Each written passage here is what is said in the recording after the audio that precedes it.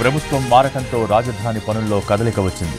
సీఎంగా చంద్రబాబు ప్రమాణ స్వీకారం చేయకముందే రాజధాని పనులకు ఎలాంటి ఆటంకాలు లేకుండా ఏర్పాటు చేశారు. రాజధానికి శంకుస్థాపన చేసిన ప్రాంతాన్ని సైతం సిఆర్డీఏ అధికారులు శుభ్రం చేయిస్తున్నారు. సీడ్ యాక్సెస్ రోడ్ల వెంట ఉన్న చెత్తను తొలగిస్తున్నారు. ఐఏఎస్ క్వార్టర్స్, ఎమ్మెల్యే, ఎమ్మెల్సీ క్వార్టర్లు, హైకోర్టు సెక్రటేరియట్, జడ్జీల బంగ్లాలు, క్రికెట్ స్టేడియం, ఎన్ఐడి నిర్మాణ ప్రాంతాల్లో జంగిల్ క్లియరెన్స్ చేస్తున్నారు సిఆర్డీఏ సిబ్బంది.